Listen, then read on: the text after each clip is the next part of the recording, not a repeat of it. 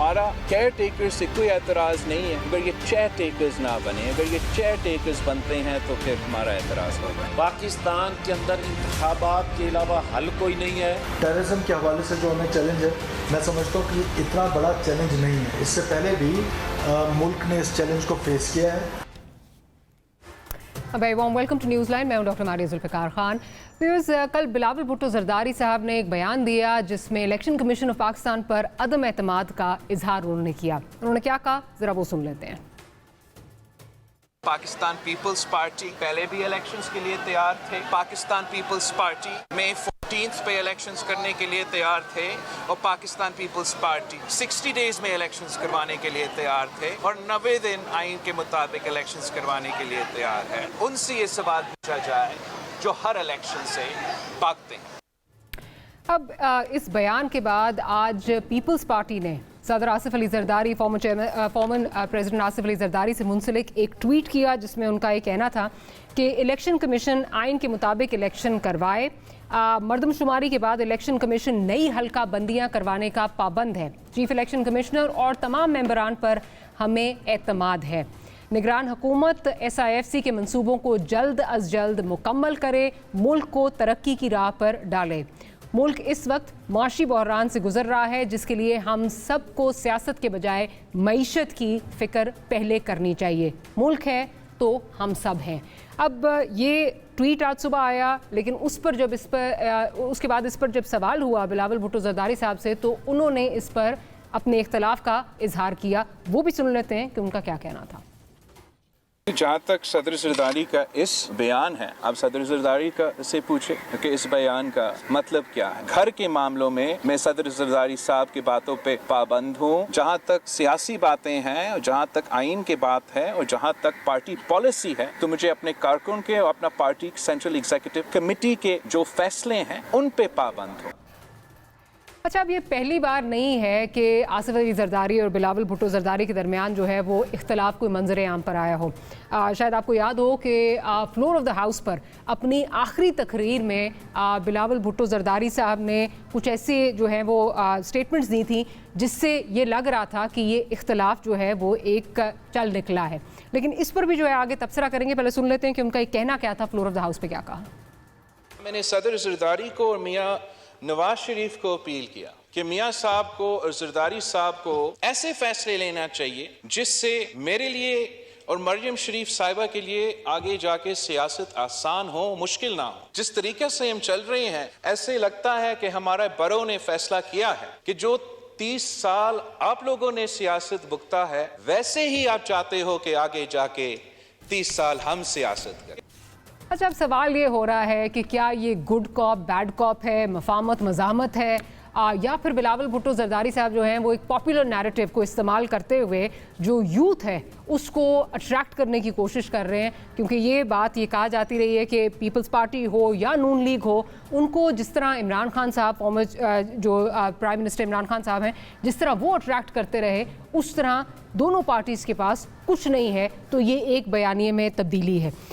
इस पर बात करेंगे। साथ ही साथ जो 90 दिन में इलेक्शन का मामला चल रहा है जिस पर इस वक्त तक एक पीपल्स पार्टी का जो सेगमेंट है और जो PTI है उनमें एक आपको हमआंगी नज़र आती है। क्या होने जा रहा है इस पर बात करेंगे। अपने मेहमानों का तारुफ आपसे कराती हूँ। डॉक्टर हुमायूं मोहम्मद साहब पाकिस्तान तहरीक इंसाफ से हमारे साथ मौजूद हैं। सेनेटर साहब, thank you very much for making the time for us. Faisal Karim Kundi साहब आज तमाम टॉक शोज़ पर आपको नज़र आ रहे हैं, पाकिस्तान पीपल्स पार्टी से आपका ताल्लुक है। और सीनियर जर्नलिस्ट, सीनियर एनालिस्ट नज़ीर लगारी साहब भी हमारे साथ मौजूद हैं। अच्छा फैसल साहब, दोनों बयानात में बहुत तजाद नज़र आ रहा है। पीपल्स पार्टी का ऑफिशियल बयान, ऑफिशियल मौक़िफ़ क्या है? बिस्मिल्लाहिर्रहमानिर्रहीम। क्या तजाद आपको नज़र आ रहा है? मैं उसकी मतलब है कि आपको उसकी तस्हीह कर दूं। अच्छा, आपके जो को चेयरमैन हैं उनको एक एतमाद नज़र आ रहा है इलेक्शन कमीशन ऑफ पाकिस्तान पर। बिलावल भुट्टो जरदारी साहब को एतमाद नहीं नज़र आ रहा। वो कह रहे हैं कि जो हल्का चेयरमैन, आपके को चेयरमैन कह रहे हैं कि हल्का बंदियों के बाद जो है ये ज़रूरी है कि नई हल्का बंदियाँ जो हैं वो हों। बिलावल साहब कह रहे हैं कि कोई ज़रूरी नहीं है क्योंकि अगर कोई चेंज नहीं आ रहा तो there is a stark difference. देखिए, पहली बात तो ये है कि हम जब चीफ इलेक्शन कमीशन के पास गए थे एज ए डेलीगेशन, उससे पहले भी और हमने पहले भी कहा था कि हमारे बड़े अच्छे खुशगवार माहौल में उनके साथ एक मीटिंग हुई थी और चीफ इलेक्शन कमिश्नर जो हैं वो माजी में भी जिन जिन सीटों पर रहे उन्होंने उनका एक अच्छा एक ट्रैक रिकॉर्ड, उनका बड़ा एक अच्छा एक रिकॉर्ड है। और हमने वहाँ पर उनको कहा था कि आप जो है डिलिमिटेशन जो है, क्योंकि आप अगर 60 डेज़ में इलेक्शन होते, अगर टाइम पूरा होता तो फिर भी आप करवाते 45 डेज़ में। अब 90 डेज़ में इलेक्शंस हो रहे हैं, तो आप मेहरबानी करें जो आपकी डिलिमिटेशन के इसको आप शॉर्ट करें। आपने पिछले साल भी डिलिमिटेशन की थी, आपके पास सारा कुछ ऑलरेडी मौजूद है, तो आपने बहुत कम चीज़ों पे ऊपर नीचे चीज़ें करनी है, क्योंकि आपने वो 5% रेशो पे, वोटर रेशो पे अपने ऊपर की, और हर चीज़ आपके पास ऑलरेडी मौजूद है। और साथ में आप हमें बताएं कि इलेक्शन की तारीख क्या है। आपने सारा शेड्यूल तो दे दिया है इसका डिलिमिटेशन का, लेकिन शेड्यूल तो आपने नहीं दिया इलेक्शन का कि इलेक्शन कब हो रहे हैं। तो उन्होंने कहा कि हम दोनों चीज़ों पर दोबारा गौर करते हैं। उन्होंने फिर इस पे डिलिमिटेशन का शेड्यूल दोबारा दे दिया 30 नवंबर को, और इलेक्शन का कोई पता नहीं है, ना आपको पता है, ना मुझे पता है, ना इनको पता है, ना पाकिस्तान के कब होने हैं। हाँ, मफरूज़े पे बात हो रही है, कुछ पार्टियाँ कह रही हैं कि शायद फरवरी में इलेक्शन हो जाएं, लेकिन ऑफिशियली अभी तक कोई स्टेटमेंट नहीं है कि इलेक्शन कब हो रहे हैं। लिहाजा हमने ये कहा है कि देखें, जब CCI में बिल्कुल हमने इसको अप्रूव किया, लेकिन CCI में डिलिमिटेशन का बिल्कुल जिक्र है इसमें कॉन्स्टिट्यूशन में कि अगर आप सीटें बढ़ा रहे हों, अगर आप सीटें नहीं बढ़ा रहे और इसकी सिर्फ लेजिस्लेशन है, तो उस पर अगर आप कर भी लें, अगर इलेक्शन कमीशन ने कर, हम कहते हैं हम कहते हैं चलो आप 90 से 100 दिन फॉर एग्जांपल आप चलो आप नवंबर में ही आप कहते हैं कि हमने करना है, उसके बाद क्या है वो तो बता दें ना इलेक्शन का। फिर जरदारी साहब इतने पूरे एतमाद क्यों नजर आ रहे हो? कह रहे हैं वो आइन और कानून के मुताबिक कराएंगे, हमें उससे कोई मसला नहीं है। बिलावल साहब कह रहे हैं ये चेयर टेकर्स ना बन जाए। हमें इस पे खदशा है कि अगर इलेक्शन की आज तक हमें डेट्स नहीं मिल रही हैं, तमाम पॉलिटिकल पार्टी के साथ इलेक्शन कमीशन ने मीटिंग भी कर ली है, आपने डिलिमिटेशन का सारा चीज़ भी कर लिया है, लेकिन आज भी आप कह रहे हैं फॉर एग्जांपल कुछ पार्टियाँ कह रहे हैं फरवरी में इलेक्शन होने, भी डेट तो दे दें ना, कौन सी फरवरी को होने। तजाद क्यों है? हम ये कह रहे हैं कि खुदा ना खास्ता उन जमातों को जो आजकल इस पे एतमाद कर रही हैं कि फरवरी में इलेक्शन हो रहे हैं, दिसंबर की सर्दियों की शामों में हमें दोबारा ना कह दें कि ट्रक पे चढ़ें और इलेक्शन के लिए खुदा न खास्ता मुहिम चलाएं कि पाकिस्तान में इलेक्शन होने चाहिए। इतना भी और कॉन्फिडेंट नहीं होना चाहिए किसी को। आप देखें, हम तो लीगली कह रहे हैं, तो कहते हैं जो कॉन्स्टिट्यूशन है उसके मुताबिक आप बताएं ना। आपने मुझे जवाब नहीं देना, तजाद का जवाब कोई तजाद नहीं। और इसमें 2-3 दिन हमारी CC की मीटिंग है लाहौर में, और उसके बाद पूरा आपको पॉइंट ऑफ व्यू जो है हमारी पार्टी का जो भी है। चलो शुक्र, आज आपने अभी ये नहीं कहा, मैं आपको सुन भी रही थी, आपने कहा को चेयरमैन वो जो हैं वो अब वो पार्लियामेंटेरियंस के हैं, किसी और उस पर मैं सुन रही थी। ऑफिशियली उसको मैंने करेक्ट किया था। हमारे पाकिस्तान पीपल्स पार्टी पार्लियामेंटेरियन जब मुशर्रफ दौर में हमारी पार्टी उनके वो प्रेसिडेंट हैं, और बिलावल साहब जो हैं वो पार्टी के चेयरमैन हैं। हाँ, लेकिन अभी भी उनका जो को चेयरमैन ऑफिशियली नहीं चल रहा, को चेयरमैन में से उनके ट्विटर अकाउंट पे चल रहा है, और ये पीपल्स पार्टी का मीडिया सेल है जिसने किया है, पार्लियामेंटेरियन नहीं है। को चेयरमैन इस पे कोई तजाद, को चेयरमैन कह दे, लेकिन दोनों भी जो है। डॉक्टर साहब से पूछूं, डॉक्टर साहब बड़े आप लोगों के इख्तिलाफात रहे हैं, बहुत सारी चीज़ों पे इख्तिलाफात रहे हैं, लेकिन इस वक्त लग रहा है कि आपकी हम मांगी नज़र आ रही है दोनों की। आप भी 90 डेज़ में, आपकी भी कल CEC की हुई, उस पर भी यही मुतालबा हुआ कि जी 90 दिन में इलेक्शन होने चाहिए, इनका भी वही है। तो क्या हम किसी पॉइंट पे जो दिसंबर की सर्दियों में कह रहे हैं कंटेनर पर चढ़ने की, कहीं आप इकट्ठे कंटेनर पर चढ़ सकते हैं वैसे? बिस्मिल्लाहिर्रहमानिर्रहीम। देखिए, सबसे पहले मैं आपको एक बात बता देता हूँ, हमारा ज़रूर सियासी इख्तिलाफ है, अपनी जगह पर है, आइडियोलॉजिकल डिफरेंस है, बहुत सारी चीज़ों में हम इनको ब्लेम करते हैं कि आज जिस जगह पे हम खड़े हैं उनमें इन लोगों ने एक बहुत बड़ा हिस्सा डाला है। ख़ासतौर पर ये सारे लॉज पिछले 17 महीनों में, जितने भी लॉज जो कि आपके कॉन्स्टिट्यूशन से तसादम में हैं, उन सारे लॉज को इन लोगों ने यूनानिमसली नेशनल असम्बली में उसको पास करवाए, जहाँ पे इनके चेयरमैन और को चेयरमैन दोनों थे, उन लोगों ने पास करवाया। और उसके अलावा हाँ, सेनेट में चूँकि वहाँ पे बाज़ लोग ज़रा ज़्यादा क्या कह सकते हैं, टेक्नोक्रेट टाइप के होते हैं, तो उसमें उन लोगों ने वहाँ पे ख़ासतौर पे रज़ा रब्बानी ने तो और ताज हैदर साहब ने तो खुल के मुखालफत की है, रज़ा रब्बानी साहब ने तो फाड़ भी दिए थे सारी चीज़ें। ठीक है, अब बात आ जाती है कि क्या हम लोगों में हम आहंगी नहीं है।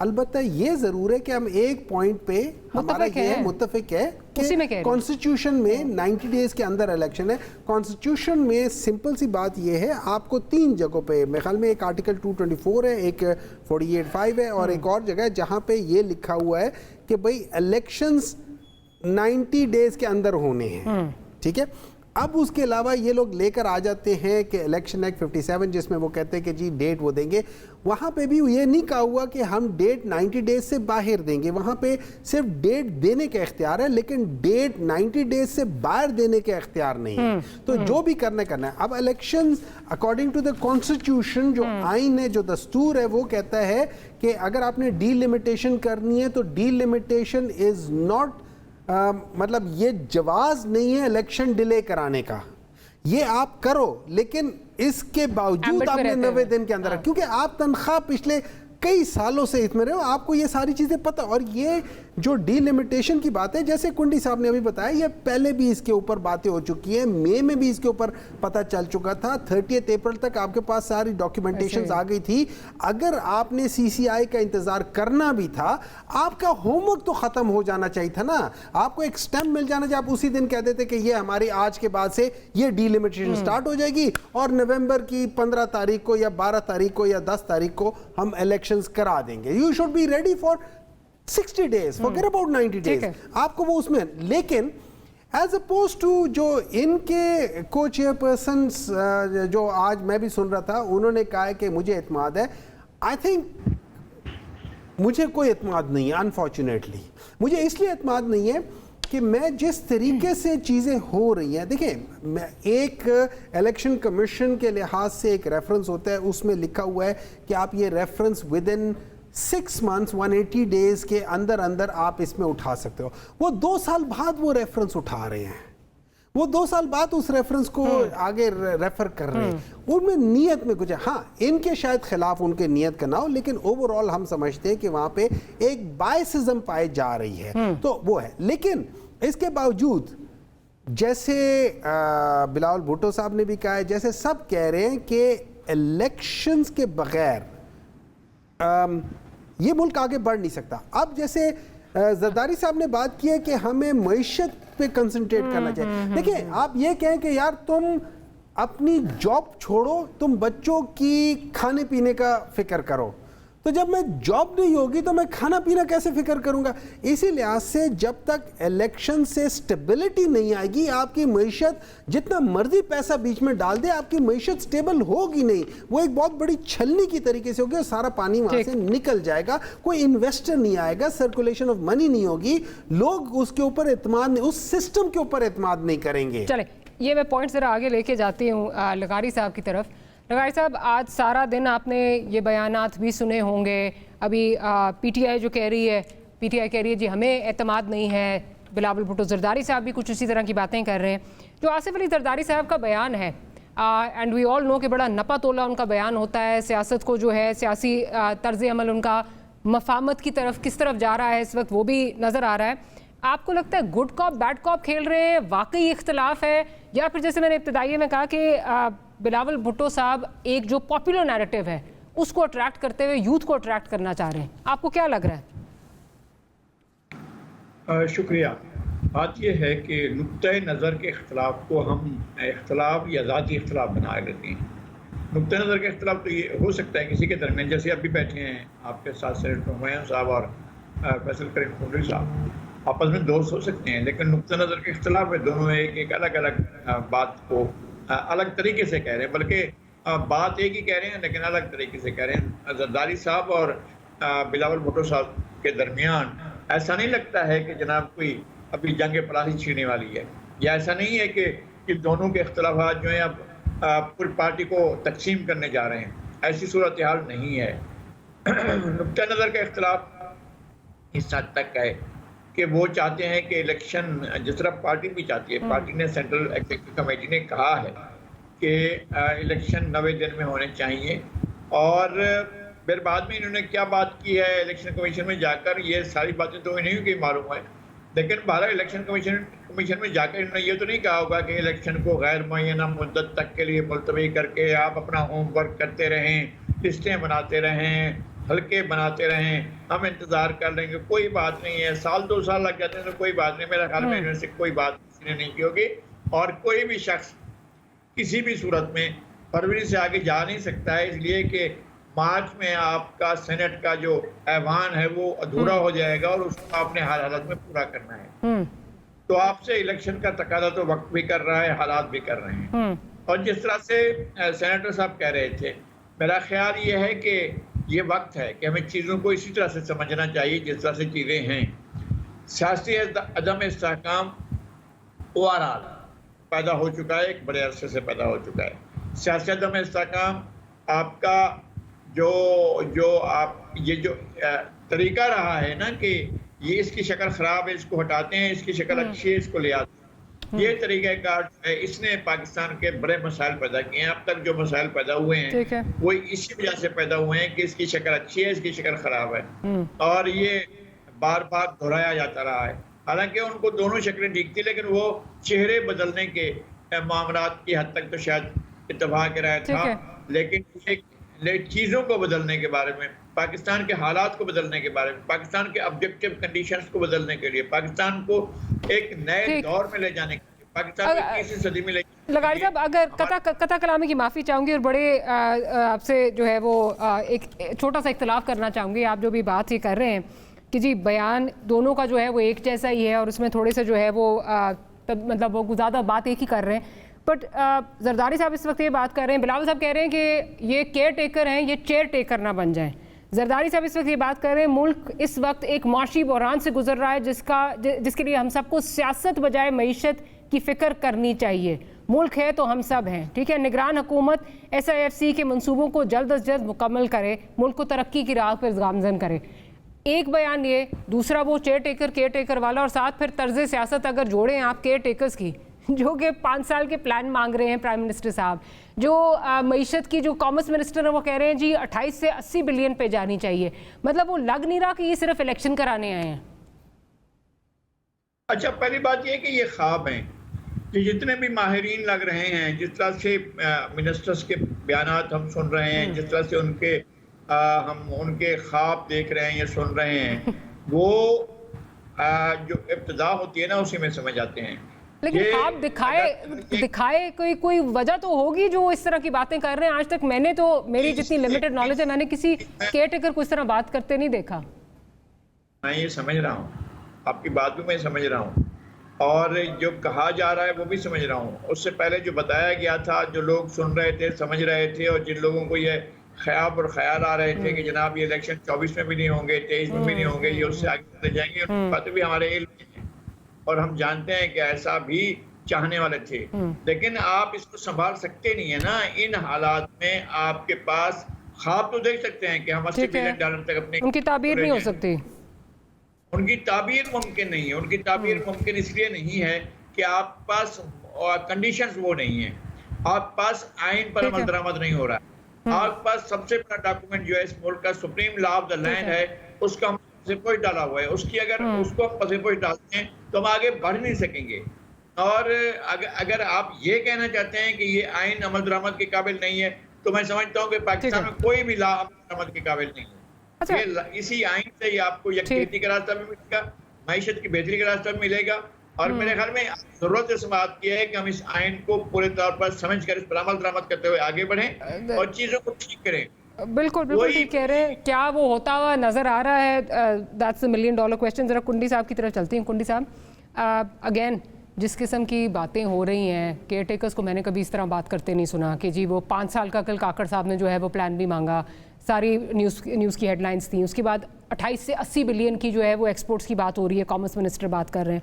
मुझे ये बताइए कि, और फिर जरदारी साहब का एक अपना जो है वो भांप लेते हैं कि किस तरफ चीज़ें जा रही हैं, वो सियासी तौर पे उनको समझ आ जाती हैं कि क्या चीज़ें किधर जा रही हैं, जो उनका बयान है आज वाला।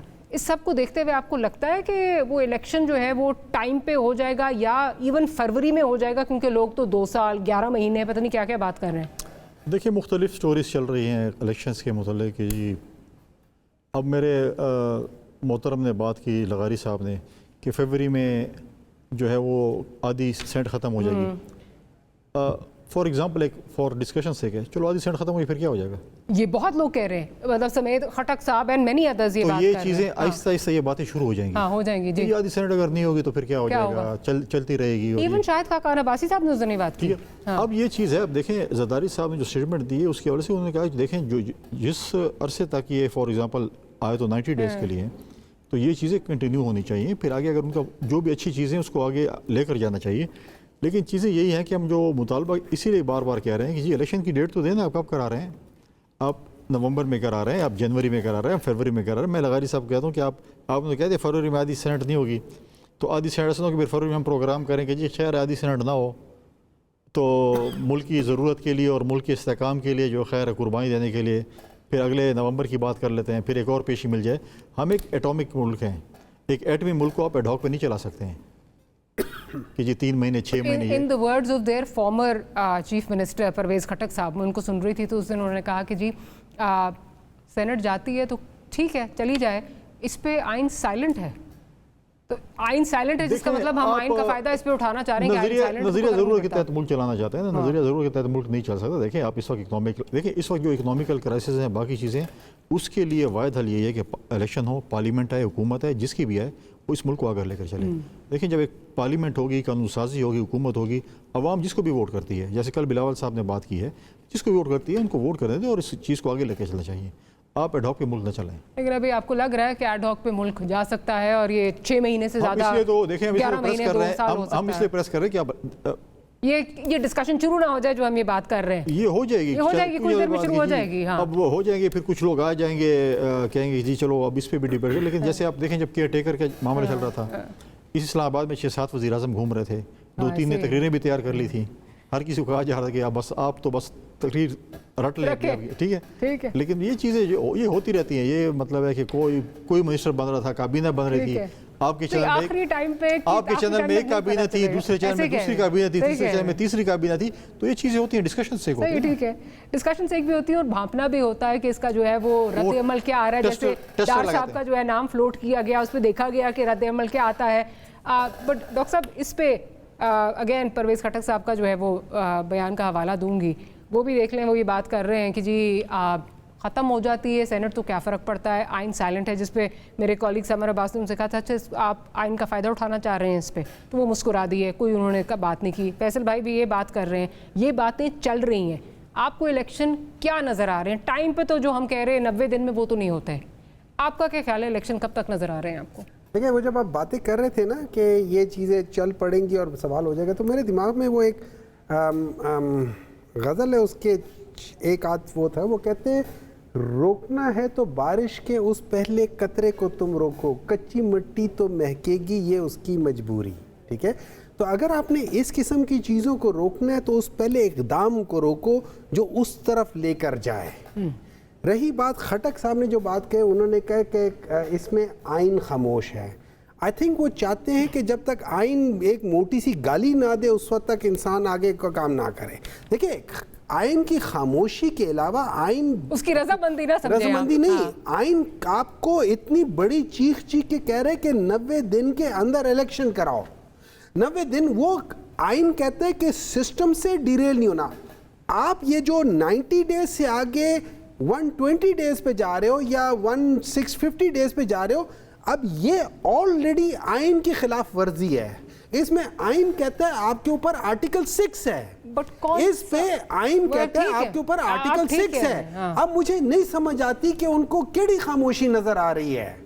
मेरे ख्याल में वो वही सुनना चाहते हैं, वही पढ़ना चाहते हैं जो वो देखना चाहते हैं। देखिए उसमें फिर वो वही वाली बात है, वो तस्वीर आ जाती है, वो 3 बंदरों वाली, see no evil, hear no evil, say no evil वाली बात ना, तो वो चीज़ आ जाती है। अब उसका मैं क्या कर सकता हूँ, उसका कुछ नहीं कर सकते। लेकिन देखिए द इम्पोर्टेंट चीज़ है, अगर हम लोगों ने as a politicians, as a democratic force, अगर हम लोगों ने इस मुल्क की जो कि एक कश्ती की तरह है, अगर हमने उसके बादबान एक ऐसे सिमत में करना है तो हमने उसके लिए कोशिश करनी है। बाज़ दफ़ा in spite of all the differences हमने उस बादबान का रुख उस तरफ रखना है कि वो अपनी पटरी से ना उतरे, उधर हम सबको एक साथ होना चाहिए। लेकिन क्या एक साथ होंगे, ये तो लग नहीं रहा। जो सबसे बड़ी पार्टी है तो बिल्कुल खामोश है, उस पर कोई बात नहीं कर रही। यहाँ पे भी एक डिवीजन नजर आ रही है।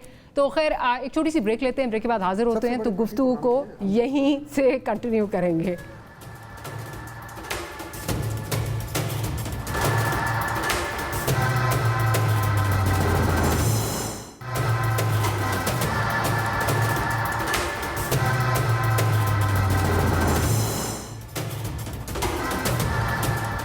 Welcome back after the break से पहले बात हो रही थी कि जी अगर आइन जो है वो साइलेंट है तो उसका फ़ायदा तो नहीं उठाना। डॉक्टर साहब ने बड़ी इंटरेस्टिंग बात की कि आइन क्या गालियाँ निकाले तब समझ आएगी कि आइन क्या चाहता है। लगारी साहब की तरफ चलती हूँ। लगारी साहब, बात हो रही है कि इलेक्शन कब नज़र आ रहे हैं और यहाँ पे बात की जा रही है जी आइन, बात एक स्टिपुलेशन है आइन की, उससे आगे नहीं जा सकते, तजावुज़ नहीं कर सकते। बट माजरत के साथ इस आइन को ही तोड़ा है आपने केपी में और पंजाब में, वहाँ तो कोई कुछ नहीं हो रहा। क्या हो गया है वहाँ पे? वो केयर टेकर्स जो हैं वो एक्चुअली वहाँ पे चेयर टेकर्स बन के इस वक्त बैठे हुए हैं। कितनी देर से वहाँ पे क्या हो रहा है? कुछ भी नहीं। क्या हो गया? आइन तोड़ा गया, क्या हुआ? कुछ भी नहीं। तो ये एक प्रेसिडेंट तो सेट हो गया है। मैं समझता हूँ वो जो अगर एक चीज़ गलत हो चुकी है तो वो उसको क्या बार बार गलत किया जाना चाहिए। तोजी दे दी ना आपने। मैं वही कह रहा हूँ कि तोजी मौजूद है आपके पास। अगर डॉक्ट्राइन ऑफ नेसेसिटी को आप किसी भी तरह बेदार कर लें और उसको जगा दें, इस वक्त जो सूरत हाल है वो तो यही है। आइन का जो तकादा है उससे चीज़ें गुजर चुकी हैं। 2 बड़े सूबों में आइन से मामला आगे चला गया है और वो उतने दिनों में नहीं हुआ। और इसमें काबिल एहतराम हमारी सुप्रीम कोर्ट का भी एक रोल रहा है। सुप्रीम कोर्ट ने जिस तरह से ये मामला टेकअप किया था और 1 मार्च को डिसीजन देने की बात हो रही थी तो उनके पास 1 मार्च को 45 दिन मौजूद थे और वो ये सुप्रीम कोर्ट फैसला दे सकती थी कि 45 दिन के अंदर अंदर आप इलेक्शन कराएं, क्योंकि 90 दिन का मुद्दत मुतय्यन है, आपने 45 दिन में इलेक्शन कराने, लिहाजा आप 14 अप्रैल को इलेक्शन करा दें। तो ये सुप्रीम कोर्ट ने नहीं कहा। उन्होंने कहा कि जी आप 90 दिन में इलेक्शन करा सकते हैं, जाएं आप इलेक्शन करवाएं और देख लें, डेट दे दें। तो डेट देने वालों ने कहा कि जी हम 7 मई को या 30 अप्रैल को करा सकते हैं। तो सदर साहब ने कहा 30 अप्रैल को करा लें। फिर उस डेट से भी नाराज हो गया। 30 अप्रैल के बाद फिर काबिल एहतराम सुप्रीम कोर्ट ने दी सका। तो अगर हम अच्छा उसके बाद से आज तक, जबकि आज भी काबिल एहतराम चीफ जस्टिस अपने मनसब पर मौजूद हैं, उन्होंने कोई इस खिलाफ वर्जी पर किसी को भी उन्होंने नोटिस जारी नहीं किया, उन्होंने कंटेम्प्ट का नोटिस जारी नहीं किया। मुझे ये बताएं, एक आईनी तकादा था ना, आईनी तकादा ये कह रहा था कि सदर ममलिकत के खिलाफ किसी कोर्ट ऑफ लॉ में केस नहीं चल सकता है, केस नहीं चलाया जा सकता। तो सुप्रीम कोर्ट 2009 में, 2010 में, 2011 में ये क्यों कह रही थी कि जनाब सदर ममलिकत के खिलाफ वज़ीर आज़म को कि जनाब तुम खत लिखो, जनाब वज़ीर आज़म से ये कहा जाता है कि आप खत लिखो और कहो कि हमारे सदर के खिलाफ मुकदमा चलाया जाए किसी गैर मुल्क के अंदर। तो जब ये मुतालबा सुप्रीम कोर्ट की तरफ से हो रहा था और इनकार किया था कि भाई मैं आइन की खिलाफ वर्जी नहीं कर सकता, तो उसको तो आपने कंटेम्प्ट का नोटिस भेज दिया। जो जिसको आइन की खिलाफ वर्जी का हुक्म दिया जा रहा था उसको तो आपने न सिर्फ नोटिस दिया बल्कि उनको आपने डिस्क्वालीफाई किया। न सिर्फ डिस्क्वालीफाई किया बल्कि बैक डेट में डिस्क्वालीफाई किया और आपने कहा कि जी घर जाए आप, और उनको घर जाना पड़ा। अगर आप पार्लियामेंट को इस तरह से अंडरमाइन करते रहेंगे और यहाँ पार्लियामेंट तकादा कर रही है कि 90 दिन के अंदर इलेक्शन कराएं, आप 1 मार्च को फैसला कर रहे हैं तो फैसले में कहें ना ये 14 अप्रैल, और फिर नहीं होता है तो फिर आप नोटिस भेजें। कंटेम्प्ट का नोटिस उनको तो नहीं दिया गया। लेकिन मसला तो यही है ना लगारी साहब, मसला तो यही है कि इस वक्त जिस इदारे से इंसाफ की तवक्को की जा रही है वो भी इतना कंट्रोवर्शियल हो गया है। अब आप कल का फैसला देख लें, वो भी अनप्रेसिडेंटेड है। जिस किस्म का फैसला वहाँ से आया है वो भी जो है वो कंट्रोवर्शियल हो गए। तो आवे का आवा ही बिगड़ा हुआ है ना। नहीं, मैं ये समझता हूँ कि जब इदारा जाती दंगल हो रहा हो, जब इस तरह की सूरत हाल पैदा हो जा रही हो कि एक दूसरे के डोमेन में जाकर इंक्रोचमेंट की जा रही हो, तो फिर आप समझिए कि तवाज़ुन बरकरार रहेगा और चीजें इसी तरह से साफ साफ चलती रहेंगी तो ये मुमकिन नहीं है। अब मुल्क एक क्राइसिस का शिकार है। पहले सामने नजर आ रहा है ना, आपका मुल्क एक शदीद किस्म के मालियाती क्राइसिस का शिकार है, मुआशी क्राइसिस का शिकार है, हमारे सामने नजर आ रहा है। और आपकी 34 करोड़ अगर आबादी है तो उसमें से 29 करोड़ से ज्यादा 23 करोड़ से ज्यादा अफराद जो हैं वो उनकी कुव्वत खरीद जवाब दे चुकी है, उनके पास कुछ नहीं रहा है। अब आप इस मुल्क को कैसे चलाना चाहते हैं? इसमें शदीद किस्म की गुर्बत है, शदीद किस्म का अफलास है, लोगों की नादारी है, लोगों की भूख बढ़ रही है और लोगों के मसाइल बढ़ रहे हैं और आपके पास हल नहीं है। अगर हल ये है कि ये इंटीरियम गवर्नमेंट चला सकती है इस हाल को, और जिस तरह से मईशत के चलाने की बातें हो रही हैं, अगर कोई मुआवजा हो सकता है कि आप 80 अरब डॉलर तक ले जाएं, यानी आपने ख्वाब में देखा और आपने अगले दिन वजीर तिजारत साहब जो आकर अपना ख्वाब सुना रहे हैं कि 80 अरब डॉलर तक जो है इस मुल्क के एक्सपोर्ट्स को ले जाएं। अल्लाह करे ऐसा हो, हाँ, खुदा करे ऐसा हो। लेकिन ये इस सेटअप में तो पूरा होता नजर नहीं आ रहा। ठीक है, लगा साहब आपका पॉइंट आ गया। मैं ज़रा डॉक्टर साहब से पूछ लूँ फैसल भाई कि एक प्रेसिडेंट की तरफ भी जो है वो देखा जा रहा था कि शायद प्रेसिडेंट जो है 48(5) के तहत अपना हक इस्तेमाल करते हुए वो भी जो है वो डेट की अनाउंसमेंट करेंगे।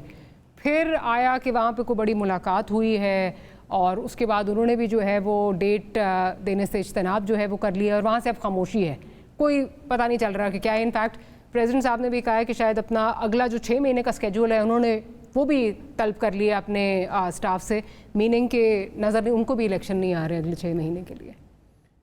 देखिए मेरे लिहाज से ये कि सबसे पहले तो आइन के मुताबिक प्रेसिडेंट हैज़ टू स्टे जब तक अगला इलेक्शन नहीं हो जाता, ठीक है।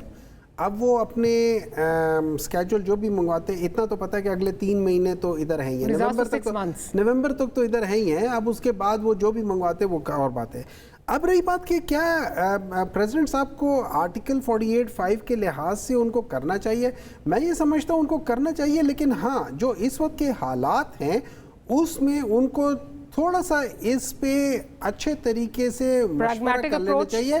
नहीं, प्रैग्मेटिक नहीं, मशवरा करके कि क्या ये वाकई उनके इख्तियार में आता है, लीगली ठीक है। अगर वो लीगली ठीक है और वो उनके आता है, मैं ये समझता हूँ उनको कर देना चाहिए। अगर वो नहीं करेंगे तो देखिए, आज अगर वो किसी मसलहत के तहत आज नहीं करेंगे तो उनका नाम जिस तरीके से रह जाएगा वो उनके लिए अच्छा नहीं होगा। मैं समझता हूँ कि आपको एंड में हम सब ने जाना है, लेकिन जो आप पीछे नाम छोड़ जाते हैं, भुट्टो ने एक नाम छोड़ दिया था, उन्होंने कहा था कि मैं नहीं करूँगा, हालांकि हेनरी किसिंजर ने क्या कहा था, उन्होंने कहा था will make an example out of you, and they did make an example out of him, लेकिन he died as a hero. मेरे उनसे 100 इख्तिलाफात है कि उनके पॉलिटिकल डिसीजन जो उनके बहुत सारे डिसीजंस ने इस मुल्क को तबाह किया था, लेकिन he took a principled stand on something, and you know that is the quality of a leader, ठीक है। तो अगर प्रेसिडेंट साहब, मैं समझता हूँ कि वो ये करते हैं, और ख़ासतौर पे जब आपके सारे जो बार्स वाले सारे कह रहे हैं कि आप लो, आपको आपकी अपनी पॉलिटिकल पार्टी आपको कह रही है, आपको पीपल्स पार्टी वाले कह रहे हैं कि आप ये डिसीजन लो, तो मेरे ख्याल में उनको थोड़ा सा सिर्फ ये देख लें कि he is within the ambient of the constitution, वो करके ही should take the decision and take the lead. The only problem is कि थोड़ा सा वे करना पड़ेगा कि उसकी वजह से जो प्रॉब्लम्स उठेंगी सारी चीजें उनको शायद वो वे कर रहे हैं, लेकिन मैं ये समझता हूं including the political problems will create for the party, including जो एक टर्मोइल आ जाएगा, जो एक और नया टर्मोइल आ जाएगा उसकी वजह से, which will further create a rift between the institutions and everything, ठीक है। तो उसको आप थोड़ा सा वो करना है, लेकिन मैं ये समझता हूँ कि that is the right path, you must take that decision, it's a tough decision but it has to be taken. It's a tough decision, it has to be taken. आप किस तरह देखते हैं इसको? क्या प्रेसिडेंट साहब को अनाउंस कर देनी चाहिए डेट, या मुल्क में इस वक्त जो टर्मोइल चल रहा है और जिस किस्म की जो चीज़ें चल रही हैं, इससे मज़ीद जो है वो और खलीज वेज जो है वो ज़्यादा आपको होती हुई नज़र आती है? मैं समझता हूँ अगर प्रेसिडेंट साहब अनाउंस करते हैं तो और एक खलीज क्या, मैं वो तो फिर ये होगा कि ऐसे ना कि प्रेसिडेंसी और ECP के दरमियान इलेक्शन ही गुम ना हो जाए, कि वो जो है ना वॉलीबॉल खेलें और उसमें के दौरान हम इलेक्शन की डेट, ये एक डेट दें, वो तो ना ही दे तो अच्छा है फिर। तो उसमें ये हम कहते हैं कि इलेक्शन कमीशन को चाहिए कि वो इस डेट देनी चाहिए, और डेट देने में क्या हर्ज है। देखिए प्रॉब्लम ये है कि देखें जो डिलिमिटेशन होनी है फिर अपीलों में जाना है, और पाकिस्तान के अल्लाह के फजल से जो है अदलिया का ये सिस्टम है कि जो हमारे इलेक्शन ट्रिब्यूनल के केसेस थे, कौमी असम्बली ख़त्म हो गई, वो भी और फैसला नहीं है, ऐसे ही है। तो फिर कईयों में तो मेरा ख्याल है शायद कैंडिडेट जो हैं वो अल्लाह मियां को प्यारे भी हो गए हैं, और फिर ऐसे ना हो कि फिर हम इसी डेटों में, डिलिमिटेशन की डेटों में भी हम 1 साल 1.5 साल गुजार लें कि जब तक सुप्रीम कोर्ट फैसला नहीं कर रही तो ये काफ़ी ब्राइट चांसेस हैं वैसे इसके। तो ये चीज़ें हैं ना, वो जैसे इन्होंने बात की आइन की कि इसमें ये नहीं लिखा, मुझे लगारी साहब को ज़्यादा उसका पता होगा, जो हमारी तरफ वो लाइटर मूड में कहते हैं कि वो मौलवी के पास हम गए कि फ़लाँ किस्म का फतवा चाहिए, तो इतने वाला फतवा चाहिए, तो आप जिस किस्म का फतवा चाहें आपको आइन से निकल सकता है कि कौन सा फतवा आपको आपके लिए सूटेबल है, तो आप निकाल सकते हैं। तो इसका मतलब कि फिर इस वक्त प्रेसिडेंट को नहीं देनी चाहिए मैं डेट समझता हूँ कि इलेक्शन कमीशन को डेट दे देनी चाहिए, इसमें कोई हर्ज नहीं है। और दोनों कि उसमें क्या वो क्यों इसमें हिचकिचा रहे हैं या क्यों वो हैं, आ जाना चाहिए। मैं समझता हूँ कि जैसे डिलिमिटेशन की उन्होंने डेट दे दी है, चलो हम उस पर एग्री करें ना करें, लेकिन इस तरह इलेक्शन की भी डेट दे दें, फिर उसके बाद डिबेट बंदा कर सकता है कि जी क्या पोजीशन है क्या नहीं। अच्छा लगारी साहब, मुल्क की जो उतार चढ़ाव, जो सियासी डायनामिक्स हैं, उनको शायद हम तीनों, शायद क्या डेफिनेटली हम तीनों से बहुत अच्छा आप समझते हैं। जो फैसल करीम टुंडी साहब ने भी बात की कि अगर प्रेसिडेंट साहब अनाउंस कर देते हैं तो खलीज क्या ये ना हो कि पूरा इलेक्शन ही गोल हो जाए और हम देखते रहें कि किधर जा रहा है। बिल्कुल ऐसा हो सकता है। बात ये है कि प्रेसिडेंट साहब एक काम कर सकते हैं जो उन्होंने नहीं किया, या कोई और पार्टी ये काम कर सकती है, या कोई इदारा ये काम कर सकता है। कोई है कि कम से कम आप एक जो भी पार्लिमानी पार्टियां थी, PTI, people's party, PMLN, JUI, ANP, MQM, जो भी पार्टियां थी, इनमें से कोई आगे बढ़े और एक ऑल पार्टीज कॉन्फ्रेंस बुलाए और तमाम पार्टियां बैठें और खुले दिल से इस बात पर गौर करें कि जनाब जो मौजूदा सूरत हाल है इसमें क्या होना चाहिए, आपस आइन की हदूद क्या हैं और आइन से मावरा इक़दामात हो रहे हैं, उनके लिए क्या सूरत हाल है। आप अपने लिए वे आउट तलाश करें, सारे मिलकर वे आउट तलाश करें।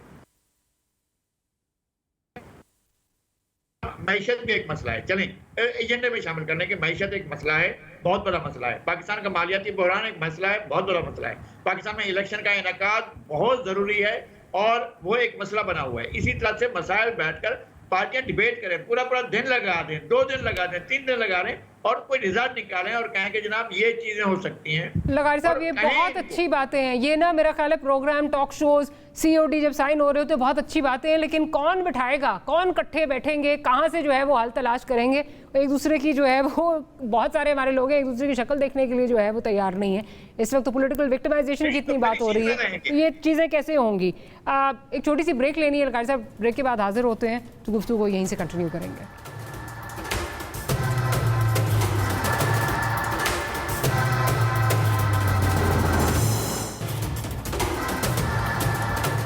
Welcome back after the break. और अभी कुछ देर पहले ब्रेकिंग न्यूज़ भी चल रही थी, बड़ा इंपॉर्टेंट एक इलेक्शन था आज गिलगित बल्तिस्तान में, अस्तोर का इलेक्शन, और उसके गैर हतमी गैर सियासी नताइज जो हैं वो अब सामने आ रहे हैं, जिसके मुताबिक पीटीआई ने लीड किया है, 6219 वोट्स हैं। इसके साथ साथ पीएमएलएन दूसरे नंबर पे है 5225 और पाकिस्तान पीपल्स पार्टी तीसरे नंबर पे 3919। अगर आप इजाज़त दें मैं ज़रा लगारी साहब से उनका पॉइंट ऑफ व्यू लूँ। लगारी साहब, जिस किस्म का इस वक्त पॉलिटिकल माहौल है, जो पॉलिटिकल डायनामिक्स हैं, जिस किस्म की जो चीज़ें चल रही हैं, उसमें ये रिज़ल्ट कितना सिग्निफिकेंट है? पीटीआई का लीड करना, वो भी एक ऐसे टाइम पे कि जब जो डायनामिक्स हैं उनके खिलाफ सारी जा रही हैं, ये क्या सिग्निफाई करता है? अच्छा, ये हम एक हल्के के जो नताइज हैं उनको पूरे मुल्क पर उनका इंतबाक नहीं कर सकते हैं। ये नहीं कर सकते हैं कि हमें एक हल्के को उठाकर पूरे पाकिस्तान पर लगा लें। एक बेहतर रिजल्ट है उनके लिए, पीटीआई के लिए अच्छी बात है, खुशी की बात है कि उन्होंने इस हल्के से कामयाबी हासिल की। और ये कि वहाँ पर पहली हुकूमत उनकी थी, जो हुकूमत ख़त्म हुई है वो भी उनकी हुकूमत थी, तो इसको ये समझना चाहिए कि वो पार्टी ने गेन किया है। और दूसरी बात और है जो बड़ी अहम है, वो ये है कि इलेक्शन फेयर फ्री हुए हैं। अगर ये 1,500-2,000 का मार्जिन पर भी इलेक्शन जीता या हारा जा रहा है तो इसका मतलब ये हुआ कि ये इलेक्शन जो है फ्री, फेयर, इम्पार्शल हुआ है और उसमें कोई यानी रिगिंग नहीं हुई है। तो 2 चीज़ें अच्छी हैं। एक ये हुआ कि एक पार्टी जो है वो उसको ये ना समझा जाए कि ख़त्म हो चुकी है, और दूसरा ये है कि इलेक्शन फ्री एंड फेयर हुए हैं। 2 चीज़ों को हमें समझना चाहिए। फ्री एंड फेयर इलेक्शन हुए और ये है कि किसी पार्टी को ये ना समझा जाए ख़त्म हुआ है। इससे ना आज बड़ी चहमगोइयाँ, फोर्स हम जिस शहर में रहते हैं उसमें चहमगोइयाँ बहुत होती हैं। जो प्रेसिडेंट साहब का भी हम पिछले सेगमेंट में बात कर रहे थे, और आज दुरानी साहब की जो कुछ मुलाकातें हुई हैं उनसे, उसमें कहा जा रहा है कि शायद फिर से आपके लिए दरवाजे जो हैं वो खुल सकते हैं। देखिए, मेरे लिहाज से तो दरवाजे बंद ही नहीं हो सकते, एक बात होने भी नहीं चाहिए। एक नंबर 2, मैं ठीक है, लगारी साहब के जो तज्जिया है वो सर आंखों पे, लेकिन मैं सवाल कहूँगा कि हो सकता है ये result in spite of rigging हो सकता है कि रिग करने की कोशिश की गई हो, उतने हो नहीं, तो उनके तवक्कुआत से ज़्यादा पीटीआई को। लेकिन एक चीज़ है, देखिए हम पंजाब में या केपी में या सिंध में या बलूचिस्तान में तो बाज़ जगहों पे हम ये कर सकते हैं कि हुकूमत वक्त के होते हुए अपोजिशन ने सीट ले ली है। As of now Gilgit Baltistan में, आज़ाद कश्मीर में और सेंटर में फेडरल में गवर्नमेंट पीटीआई के अगेंस्ट है, डेड अगेंस्ट है। अच्छा, उसके अलावा ये केयर टेकर ने भी अपना पॉइंट ऑफ व्यू बताया हुआ है, ठीक है ना, केयर टेकर ने बताया हुआ है। उसके बाद गिलगित बल्तिस्तान में जो एमपीएस थे वो स्विच ओवर कर रहे थे, उन्होंने हुकूमत सारी हटा दी है, पीटीआई की नहीं है, उधर भी आज़ाद। उसके बावजूद लोग जो इन जगहों पे नॉर्मली लोग उस पार्टी को वोट देते हैं जो फेडरल में और उनके वहाँ पे हो, क्योंकि वहाँ पे हमेशा फेडरल के रेफरेंसेस होते हैं, ठीक है। उसके बावजूद ये देना, ये बहुत बड़ा सिग्निफिकेंट चेंज है।